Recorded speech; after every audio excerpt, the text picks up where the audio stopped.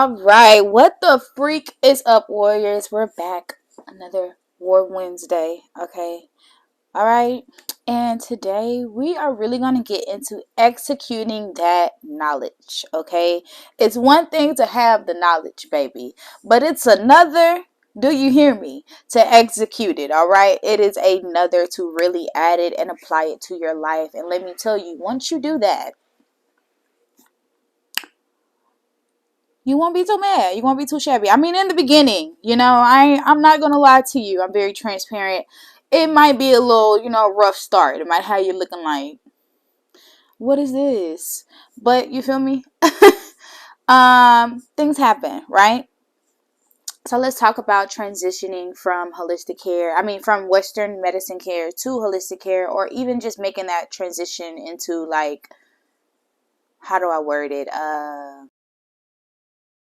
Even making that transition into basically just merging the two. Okay, boom. So first thing we're going to do is make sure that we have a clear understanding of all of our medical needs and all of our medical problems, right? Boom. Number two, now that we have all of our medical needs and we know all of our problems, we're going to see what medicines and things that we take in order to help us in those situations, right? So now that we know the issue and now we know what we take for the issue, number three is you're going to look up alternatives to help you with that issue, whether it's a physical alternative, whether it's a holistic care alternative, whether it's a food care alternative. Find it, search it, look it up, whatever's pleasing to your mind, look it up, okay? Once you start looking up those alternatives, this is where step number 4, the last most important step, comes into. You have to apply that knowledge now that you know. Once you have your alternatives, you now need to apply it to your life. Please don't skip the last step. If you skip the last step, I promise you're going to be mad, and you can't be mad at me because I just told you so. You know what I'm saying? Like, I just told you. So, running through the steps again. 1, figure out the problem. 2, figuring out what you take for those problems, right?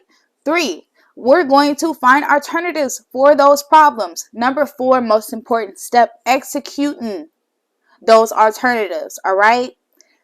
Now, hear me out on this. Please do not think that every alternative that you choose is going to work the very first time. If I can be very honest with you guys, a lot of the alternatives that I chose in the beginning of my journey did not work out so well for me, okay? So have a trial and error session with yourself. Have a trial and error session with your body. If you need any, advice on anything, I am here to help. Don't be afraid to ask, all right?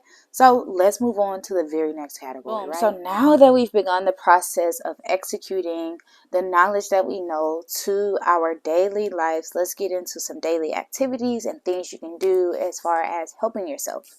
So self-care. When I say self-care, guys, when I say self-care all the time on my Instagram, when I'm saying self-care, I'm talking about what little things can you do to help your body stay energized throughout the week. Whether it's a spiritual thing, a physical thing, what you eat, stuff like that. So prayer, meditation, things like that. Journaling. You don't have to journal every day, okay? Journal as often as your mind allows you to. And slowly work yourself into every day. You can do other things like going for walks, right? You don't have to go on a full-on sprint. You can go for walks 2-3 times a week. Boom, there's that. Workout. When you're doing workouts, take your time, man.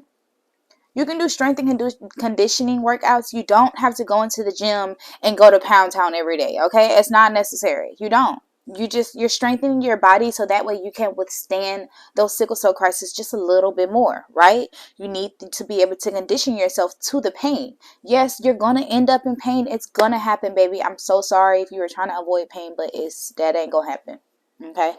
So sorry. Another thing, what are you eating on a daily basis?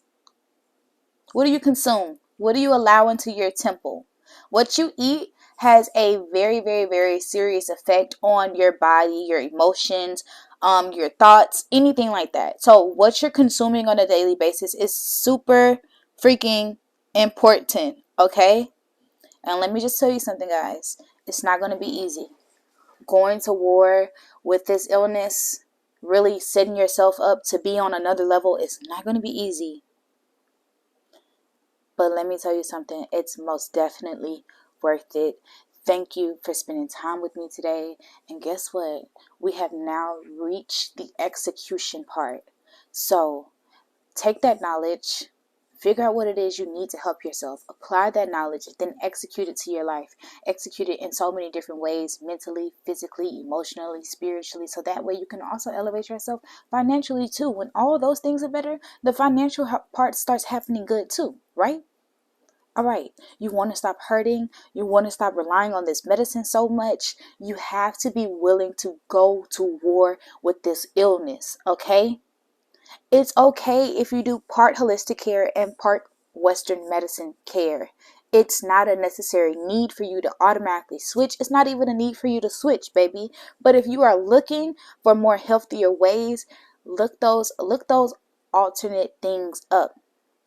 Apply them to your life. Figure out when you can do those things. Drink those smoothies. Eat healthier meals. If you can only eat one healthy meal out the day, start that. It's okay. Start somewhere. Don't give up on yourself. And in the hotter seasons, and this is more so to my southern warriors, I can't really speak for how my northern warriors' bodies respond to the heat.